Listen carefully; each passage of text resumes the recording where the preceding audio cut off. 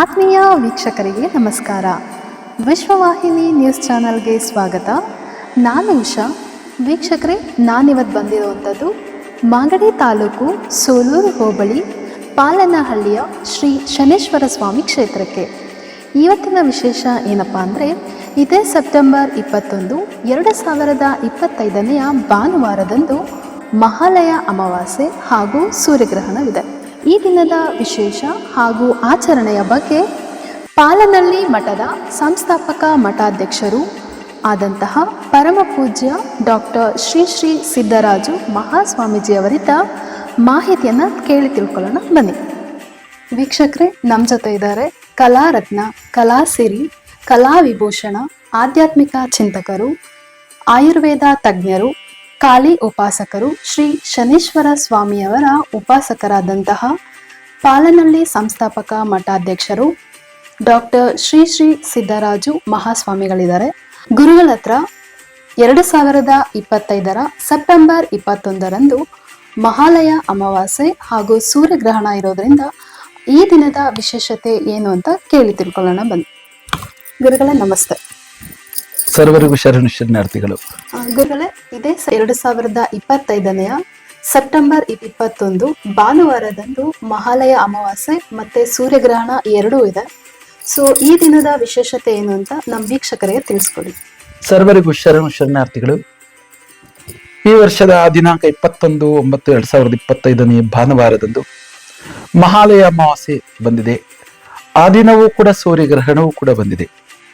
ಮಹಾಲಯ ಅಮಾವಾಸ್ಯೆಯನ್ನು ಅಂದರೆ ಏನು, ಪಿತೃಪಕ್ಷವನ್ನು ಏತಕ್ಕೋಸ್ಕರವಾಗಿ ಮಾಡಬೇಕು ಅನ್ನುವುದನ್ನು ಯೋಚಿಸುವುದಾದರೆ, ಪೂರ್ವಜರು ಸನಾತನ ಶಾಸ್ತ್ರ ವಿಶಾರದ ತತ್ವ ಸಿಂಧೂರಗಳ ಲಲಾಟದಿಂದ ಬಂದಿರತಕ್ಕಂತಹ ಅಭ್ಯುದಯದಂತಹ ಶಕ್ತಿಗಳ ಸಂದೇಶಗಳು ಮಾನವನ ಒಳಿತಿಗೋಸ್ಕರವಾಗಿ ಬಂದಿರತಕ್ಕಂಥದ್ದು. ಜಗತ್ತಿಗೆ ಮೊದಲನೇ ದೇವರು ತಾಯಿ ತಂದೆಗಳು.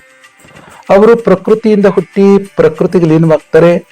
ಆದ್ರೆ ದೇಹ ಲೀನವಾಗುತ್ತೆ, ಆತ್ಮ ಈ ಪ್ರಕೃತಿಯಲ್ಲಿ ಇರುತ್ತೆ, ಅದು ವಾಯುಸ್ಥಾವರ ವಿಧಿಯಲ್ಲಿರುತ್ತೆ.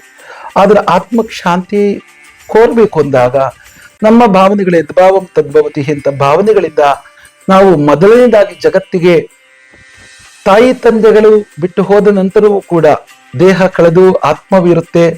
ಆತ್ಮಕ್ಕೆ ಅದರದೇ ಆದಂತಹ ಒಂದು ಚೈತನ್ಯ ಶಕ್ತಿ ಪ್ರಕೃತಿಯಲ್ಲಿದೆ. ಆ ಪ್ರಕೃತಿಗಿರುವ ದೆಸೆ ನಮ್ಮ ಭಾವನೆಗಳಲ್ಲಿ ಎಲ್ಲಾ ಸೇವೆಗಿನ್ನ, ದೈವ ಸೇವೆಗಿನ್ನ ಪಿತೃಹಾರಾಧನೆ ಬಹಳ ಮುಖ್ಯವೊಂದು. ಅನೇಕ 18 ಪುರಾಣಗಳಲ್ಲೂ ಕೂಡ ಸನಾತನ ಶಾಸ್ತ್ರ ವಿಚಾರದವರು ತಿಳಿಸಿಕೊಟ್ಟಿದ್ದಾರೆ.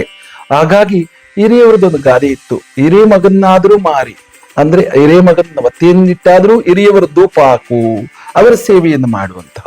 ಇದಕ್ಕೆ ಮುಖ್ಯವಾಗಿರ್ತಕ್ಕಂಥದ್ದು ಅಗ್ರಪ್ರಿಯಹಂ ಸೂರ್ಯ, ಜಲಪ್ರಿಯಹಂ ಶಿವ, ಅಲಂಕಾರ ಪ್ರಿಯಹಂ ಮಹಾವಿಷ್ಣು, ನೈವೇದ್ಯ ಪ್ರಿಯಹಂ ಗಣಪತಿ ಅಂತ ನಮ್ಮ ಶಾಸ್ತ್ರಗಳು ಕೂಡ ಹೇಳುತ್ತೆ. ಆದ್ರೆ ಅಗ್ರಪ್ರಿಯಹಂ ಸೂರ್ಯ, ಯಾವತ್ತು ಅಗ್ರಹವನ್ನ ಪಿತೃದರ್ಪಣ ಕಾರ್ಯಗಳನ್ನ ಯಾವಾಗ ಮಾಡಬೇಕು ನೋಡಿ. ಪ್ರಕೃತಿಯಲ್ಲಿ ಒಂದು ಶಕ್ತಿ ಇದೆ. ಯಾವಾಗ ಯಾವ ವೃಕ್ಷದ ಫಲವು ಹೂವ ಹಾಗೆ ಅದು ಫಲ ಬಿಡಬೇಕು ಆವಾಗಲೇ ಬಿಡುವುದು. ಹಾಗಾಗಿ 12 ಅಮಾವಾಸ್ಯೆಗಳನ್ನು ಒಂದು ವಿಶಿಷ್ಟತೆಯನ್ನು ಮಾಡಿದ್ದಾರೆ. ಇದು ಆಶ್ವಯುಜ ಮಾಸದಲ್ಲಿ ಬರ್ತಕ್ಕಂತಹ ಅಮಾವಾಸ್ಯೆ, ಆಶ್ವಯುಜದಲ್ಲಿ ಬರುತ್ತೆ. ಮಹಾಲಯವನ್ನ ನಾವು ಪ್ರತಿ ಅಮಾವಾಸ್ಯೆ 12 ಅಮಾವಾಸ್ಯೆಗಳಲ್ಲಿ ಒಂದು ವಿಶೇಷವಾದ ಅಮಾವಾಸ್ಯೆ ಮಹಾಲಯ ಅಮಾವಾಸ್ಯೆ. ಅದು ಪಿತೃ ಶ್ರಾದ್ದಕ್ಕೋಸ್ಕರವಾಗಿರ್ತಕ್ಕಂಥ ಅಮಾವಾಸ್ಯೆ. ಹಾಗಾಗಿ ನಾವು ತಾಯಿ ತಂದೆಗಳು ಸೇವೆಯನ್ನು ಸಲ್ಲಿಸ್ತಕ್ಕಂತಹ ಮಹಾಪುಣ್ಯದ ಕೆಲಸ. ಧನ ಧಾನ್ಯ, ಆಯುಷ್, ಆರೋಗ್ಯ, ಕೀರ್ತಿ, ಸಮೃದ್ಧಿ, ಇಷ್ಟಾರ್ಥಗಳೆಲ್ಲವೂ ನೆರವೇರಬೇಕು ಅಂದ್ರೆ ಪಿತೃಗಳು ಸಂತೃಪ್ತಿಯಾದಾಗ ಅವರಿಗೆ ಎಲ್ಲವೂ ಕೂಡ ಪ್ರಕೃತಿಯಲ್ಲಿ ಒಂದು ಶಕ್ತಿ ಬರುತ್ತೆ ಎನ್ನುವಂಥದ್ದನ್ನ ಇಂದಿನ ಪುರಾಣದಿಂದಲೂ ಬಂದಿದೆ. ಹಾಗಾಗಿ ಈ ವರ್ಷವೂ ಕೂಡ ಭಾನುವಾರ ಬಿದ್ದಿರುವ ದೆಸೆ ಸೂರ್ಯಗ್ರಹಣ ಇರುತ್ತೆ.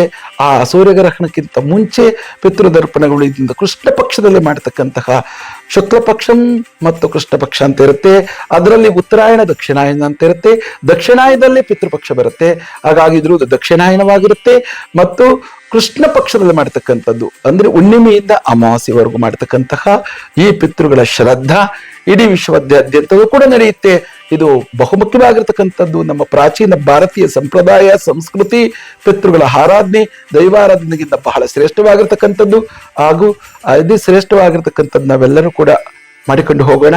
ಜೊತೆಗೆ ಭಾನುವಾರ ಸೂರ್ಯಗ್ರಹಣ ಬಿದ್ದಿರುವ ದೆಸೆಯಲ್ಲಿ ನಾವು ಸೂರ್ಯಗ್ರಹಣದಲ್ಲಿ ಒಂದಿಷ್ಟು ಶಾಸ್ತ್ರಗಳ ನಿಮಿತ್ತದಲ್ಲಿ ಗ್ರಹಗಣಗಳಲ್ಲಿ ಶುಭ ಕಾರ್ಯಗಳನ್ನ ತರ್ಪಣ ಶಾಸ್ತ್ರಗಳನ್ನ ಮುಂಚಿತವಾಗಿ ಮಾಡಬೇಕು ಅಂತಕ್ಕದ್ದು ಒಂದು ವಿಶೇಷ ಇರುವ ದಿಸೆ. ಭಾನುವಾರನು ಮಾಡಬಹುದು, ಆದರೆ ಅದಕ್ಕಿಂತ ಮುಂಚೆ ಪ್ರಾಕೃತಿಕ ನಿಘಂಟಿನಲ್ಲಿ ಸತ್ಮಯವಾಗಿರ್ತಕ್ಕಂಥದ್ದು ನಾವಾದ್ರೂ ಆರಾಧಿಸೋದು. ಪಿತೃಪಕ್ಷನ ಅಮಾವಾಸ್ಯೆಗಿಂತ ಮುಂಚೆ ಮಾಡ್ತಾರೆ. ಮತ್ತೆ ಕೆಲವೊಂದು ಕಡೆ ಈ ಆಯುಧ ಪೂಜೆಯಲ್ಲಿ ಪಿತೃಪಕ್ಷನ ಮಾಡ್ತಾರೆ. ಹಾಗಾದ್ರಿಂದ ಯಾವ್ದು ಕರೆಕ್ಟ್, ಯಾವ ಸಮಯದಲ್ಲಿ ಮಾಡಿದ್ರೆ, ಯಾವ ದಿನದಲ್ಲಿ ಮಾಡಿದ್ರೆ ತುಂಬಾ ಒಳ್ಳೆ? ಸಾಮಾನ್ಯವಾಗಿ ಪಿತೃಪಕ್ಷಗಳ ಆರಾಧನೆಗಳು ಒಂದಿಷ್ಟು ಜನ ಇಲ್ಲಿಂದ ನಡ್ಕೊಂಡು ಬಂದಿರತಕ್ಕಂತಹ ಸನಾತನ ಶಾಸ್ತ್ರ ವಿಶಾರದವರು ನಡ್ಕೊಂಡು ಬಂದಿರತಕ್ಕಂತಹ ಅದೇ ಯಾರು ಈ ಪ್ರಕೃತಿಯಲ್ಲಿ ಹುಟ್ಟಿರ್ತಾರೋ, ಹುಟ್ಟಿದ ನಂತರದಲ್ಲಿ ಪ್ರಕೃತಿಯಲ್ಲಿ ಲೀನವಾಗ್ತಾರೋ ಅವರ ಆತ್ಮ ಯಾವತ್ತು ಹೋಗ್ತಾರೆ ಅಂದ್ರೆ ಸಾವು ಅಂತ ಕಾಣ್ತಾರೋ. ಒಂದಿಷ್ಟು ಪದ್ಧತಿಗಳಲ್ಲಿ ಅವತ್ತು ಸತ್ತಿರ ದಿವಸದಲ್ಲಿ ಅಷ್ಟು ಜನ ಪಿತೃಪಕ್ಷಗಳನ್ನು ಮಾಡಿಕೊಳ್ಳುವಂತಹ ವಾಡಿಕೆಗಳನ್ನು ಇದೆ. ಆದ್ರೆ ವಿಶೇಷವಾಗಿ ನಾವು 3 ತರ್ಪಣ ಶಾಸ್ತ್ರಗಳನ್ನು ವಿಚಾರ ಮಾಡಿ ನೋಡಿದಾಗ ಪಿತೃಪಕ್ಷ ಅಂತಲೇ ಬಂದಾಗ, ಪಿತೃಪಕ್ಷ ಅಂತ 15 ದಿವಸ ಇರುತ್ತೆ, ಕೃಷ್ಣ ಪಕ್ಷದಿಂದ ಅಮಾವಾಸ್ಯವರೆಗೂ, ಹುಣ್ಣಿಮೆಯಿಂದ ಅಮಾವಾಸ್ಯವರೆಗೂ.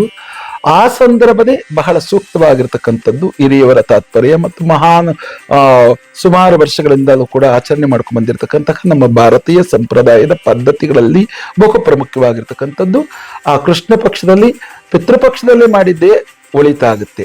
ಇದಕ್ಕೆ ಭೌತಶಾಸ್ತ್ರದ ಅಧ್ಯಯನಗಳನ್ನ ಹಾಗಾದ್ರೆ ಬೇರೆ ಪಕ್ಷದಲ್ಲಿ ಮಾಡಿದ್ರೆ ಏನಾಗುತ್ತೆ ಅಂತಲೂ ಒಂದಿಷ್ಟು ವ್ಯತ್ಯಾಸಗಳು ಮನಸ್ಸಿನ ಭಾವನೆಗಳಲ್ಲಿ ತೊಂದಿಲಗಳು ಒಳನಾಡುತ್ತೆ. ಆದ್ರೆ ನೋಡಿ, ಯಾವತ್ತು ಕೂಡ ಸೂರ್ಯನ ಸುತ್ತಲೂ ಭೂಮಿ ಸುತ್ತುತ್ತೆ. ಇದು ಒಂದು ಪ್ರಾಕೃತಿಕ ಭೌತವಾದಂತಹ ಅಧ್ಯಯನ. ಉತ್ತರಾಯಣ ಕಾಲ ಕಳೆದ ನಂತರ ದಕ್ಷಿಣಾಯನ ಕಾಲ ಬರುತ್ತೆ. ದಕ್ಷಿಣಾಯನ ಕಾಲದಲ್ಲಿ ಏನಂತ ಹೇಳುತ್ತೆ ಶಾಸ್ತ್ರಗಳು, ಉತ್ತರಾಯಣ ಕಾಲ ದೇವತೆಗಳಿಗೆ ಹಗಲು, ದಕ್ಷಿಣಾಯನ ಕಾಲ ರಾತ್ರಿ ಅಂತ ಹೇಳುತ್ತೆ. ಅದೇ ರೀತಿ ದಕ್ಷಿಣ ದಿಕ್ಕಿಗೆ ಪಿತೃಲೋಕಗಳಿರ್ತಕ್ಕಂಥದ್ದು.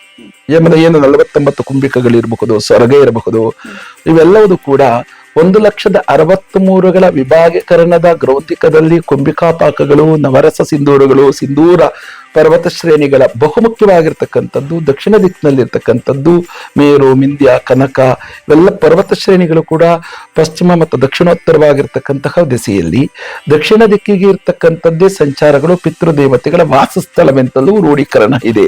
ಹಾಗಾಗಿ ದಕ್ಷಿಣಾಯದ ಮೊದಲನೆಯ ವೃತ್ತ ಯಾವಾಗ ಬರುತ್ತೋ ಆಗ ಪಿತೃಗಳ ಸಂಕಲ್ಪವಿದೆ ಅಥವಾ ದರ್ಪಣ ಶಾಸ್ತ್ರಗಳಂತ ಬರುತ್ತೆ. ಇದೇ ಶುಭವಾದಂತದ್ದು. ಪಿತೃ ಅಮಾವಾಸ್ಯೆಗಿಂತ ಮುಂಚೆ ಅಂದ್ರೆ ಅಮಾವಾಸ್ಯೆ ದಿವಸನೂ ಮಾಡ್ತಾರೆ, ಅಮಾವಾಸ್ಯೆದು ಅದು ಕೊನೆಯಾಗುತ್ತೆ, ಅದಾದ ನಂತರ ನವರಾತ್ರಿ ಹುಟ್ಟುತ್ತೆ.